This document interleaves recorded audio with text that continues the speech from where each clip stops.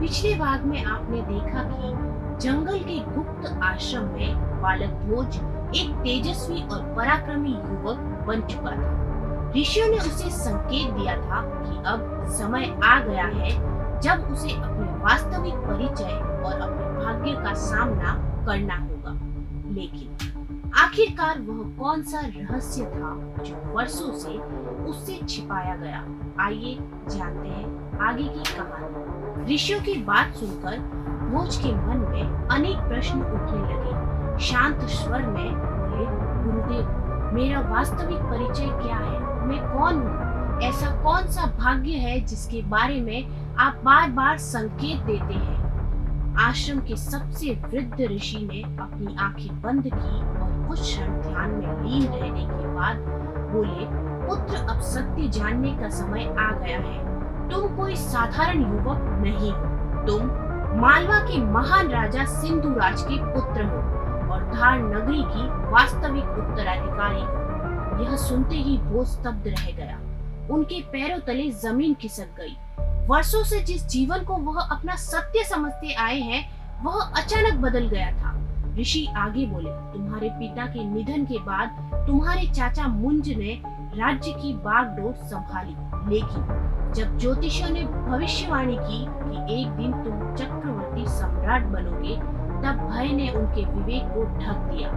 उन्होंने तुम्हें मरवाने का आदेश दिया, लेकिन ईश्वर की इच्छा कुछ और ही थी। तुम्हें बचा लिया गया और यही इस आश्रम में पाला गया।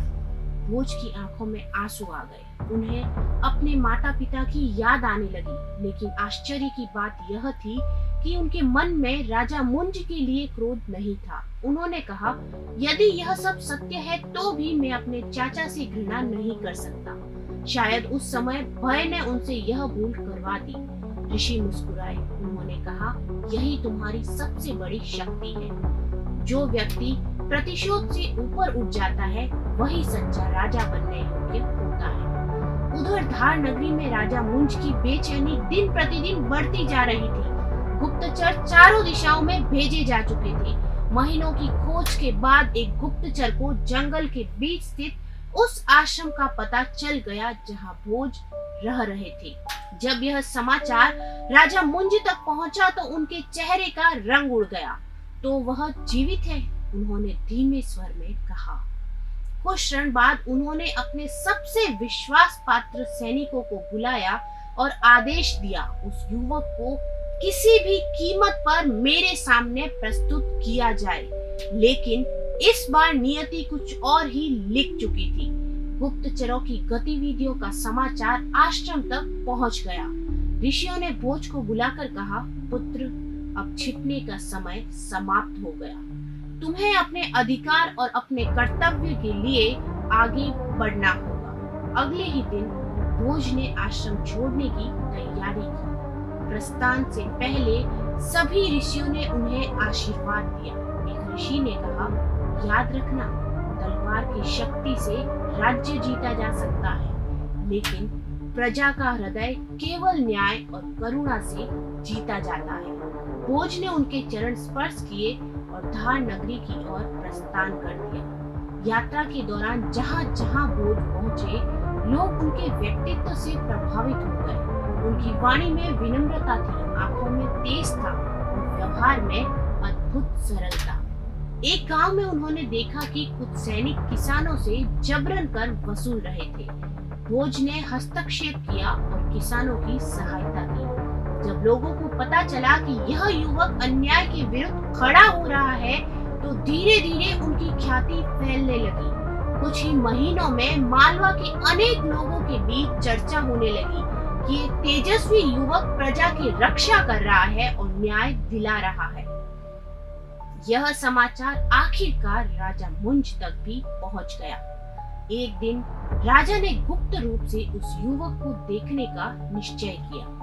वेश बदलकर वे स्वयं वहां पहुंचे, जहां भोज लोगों की समस्याएं सुन रहे थे। जब राजा मुंज ने उस युवक को देखा तो उनका हृदय कांप उठा।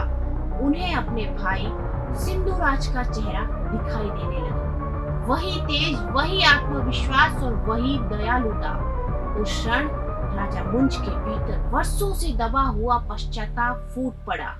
उन्होंने मन ही मन कहा, जिस बालक को अपना शत्रु समझता था वह तो मुझसे कहीं अधिक योग्य और महान निकला। लेकिन कहानी अभी समाप्त नहीं हुई थी। राजा मुंज के दरबार में कुछ ऐसे स्वार्थी मंत्री थे जो नहीं चाहते थे कि भोज कभी सिंहासन के निकट पहुंचे। उन्होंने एक भयानक षड्यंत्र रचना शुरू कर दिया। उनका उद्देश्य था कि भोज को रास्ते से हटा दिया जाए ताकि उनकी सत्ता और प्रभाव बना रहे। उधर भोज को भी आभास होने लगा आने वाले दिन उनके लिए सामान्य नहीं होंगे।